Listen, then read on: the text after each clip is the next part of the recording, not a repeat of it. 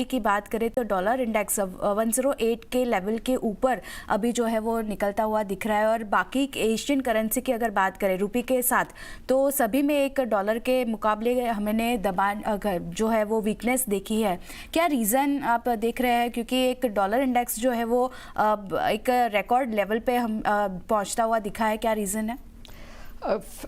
जो फेड का डिसीजन आया कि वो 2025 में 4 नहीं सिर्फ 2 रेट कट देंगे, ये एक बड़ा रीज़न है कि पूरा बॉन्ड मार्केट में यील्ड्स बढ़ गए, डॉलर स्ट्रेंथन हो गया, क्योंकि आप डॉलर होल्ड करोगे आपको अच्छा इंटरेस्ट रेट मिलेगा।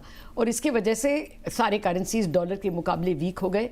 पूरा एशिया में बिटवीन 15 to 75 बेसिस पॉइंट्स का वीकनेस है, और रुपये भी इसी के कारण अबाउट 15-16 बेसिस पॉइंट्स अब तक वीक हो चुका है।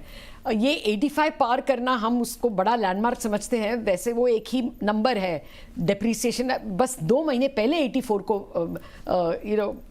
कंफर्टेबली रुपये ने पार किया था, और 2 महीने में इतना घटना पड़ा क्योंकि ट्रंप का इलेक्शन उसके बाद हुआ है। और ये फेड का जो दिशा है वो इतना ड्रामेटिकली बदलेगा ये किसी ने सोचा नहीं था। बहुत सारे लोगों ने सोचा कि एक कट कम करेंगे 2025 के लिए, 2 होगा, ये किसी ने ये बहुत सारे लोगों ने एक्सपेक्ट नहीं किया था। और एक्चुअली रुपया शायद 85 को और भी जल्दी पार करता अगर रिजर्व बैंक उसको इतना स्लो नहीं करता।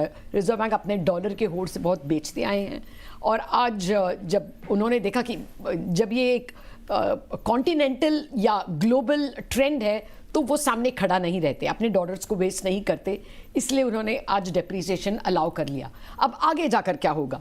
मोस्ट ऑफ द ब्रोकरेजेस जिनसे मैंने बात की उनका एक्सपेक्टेशन है कि रुपये 87 पहुंच सकता है by the end of the year, मतलब 2 to 2.5% डेप्रीसिएशन फॉर 2025 उनका एक्सपेक्टेशन है।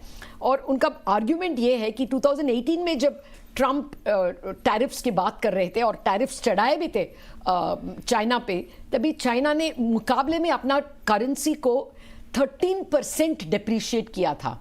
अब तो वो और भी ज़्यादा टैरिफ्स लगाने की धमकी दे चुके हैं। शायद 60% नहीं लगाएंगे, शायद 20% लगाएंगे, गोल्डमैन सैक्स का मानना है। फिर भी उसको काउंटर करने के लिए करेंसी चाइना अपने करेंसी को चीप करेंगे, और इसीलिए हालांकि हमारा डेफिसिट सबसे ज़्यादा चाइना के मुकाबले है, अगर हम साथ में डेप्रीशिएट नहीं करेंगे तो चाइनीज़ गुड्स फ्लड कर देंगे इंडियन मार्केट को। इसीलिए हमारा भी डेप्रीसिएशन तो लिखा ही है। Pace is a matter of debate, कितना और कितना जल्दी होगा ये शायद लोग डिबेट कर सकते हैं, लेकिन डायरेक्शन तो क्लियर है। शायद 85-50 हमें सुनने में आएगा मार्च 2025 तक।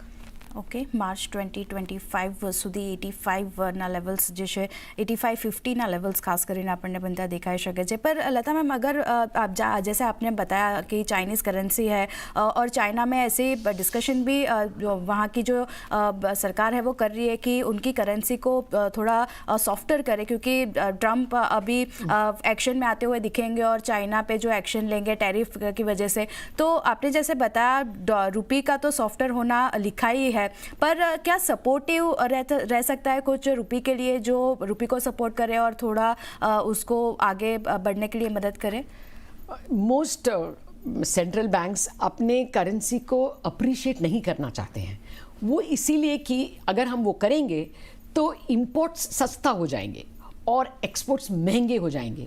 वो हमारे हर सेंट्रल बैंक यही सोचता है कि समझो आप नहीं रेजिस्ट करेंगे, रुपये को 85 के बजाय 84 गया तो ज़्यादा स्टील डंपिंग होगा, ज़्यादा गणेशा से लेकर टी शर्ट से लेकर फार्मास्यूटिकल रॉ मटेरियल्स तक चाइना से आता है, और भी ज़्यादा आने लगेंगे। इसीलिए कोई ये नहीं चाहेगा कि अपना करेंसी किसी और के मुकाबले ज़्यादा स्ट्रॉन्ग हो।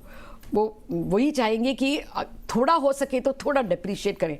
बहुत डेप्रीसिएशन भी डेंजरस है, क्योंकि वो एक रन ऑन द रुपी हो सकता है। रिजर्व बैंक अच्छी तरह मैनेज कर लेंगे, लेकिन ये डेप्रीसिएशन बायस हर सेंट्रल बैंक में होता है, कुछ ज़्यादा ही होता है हमारे जैसे सेंट्रल बैंक्स जिसको ऑलरेडी एक डेवलपमेंट एजेंडा है। इसलिए मैं नहीं सोचती हूँ कि रुपये के सपोर्ट में लोग कुछ करना चाहेंगे, लेकिन क्या सपोर्टिव हो सकता है वो हमारा सर्विसेज एक्सपोर्ट्स है। उसके वजह से हमको इतना सारा डॉलर्स मिल रहा है कि बिकॉज ऑफ दैट हमारा डेप्रिसिएशन थोड़ा कम होगा क्योंकि अच्छा डॉलर इन्फ्लोज उसकी वजह से हमें मिल सकता है। अभी सिर्फ आज के लिए एक सपोर्टिव फैक्टर ये है कि ये गोल्ड के बारे में एक डिबेट हो गया है कि गोल्ड इंपोर्ट शायद नवंबर में $15 बिलियन नहीं था, शायद थोड़ा कम था। अगर वो सच में सरकार मान लेगी और एक कम नंबर आ जाएगा, उसके वजह से रुपये को थोड़ा सेंटिमेंटल सपोर्ट मिल जाएगा। लेकिन ज़्यादातर मुझे लगता है कि अभी के जो फैक्टर्स दिख रहे हैं वो डेप्रीसिएशन के हिसाब में ही हैं और वो बहुत सारे इंडस्ट्रीज़ के लिए, आप टेक्सटाइल्स ले लो, एक्सपोर्ट के कोई भी सेक्टर्स ले लो, उनके लिए फ़ायदा है। और जो डोमेस्टिक इंडस्ट्रीज़ हैं, स्टील या प्लास्टिक्स, उनके लिए भी वीक रुपी एडवांटेजेस है। ओके, तो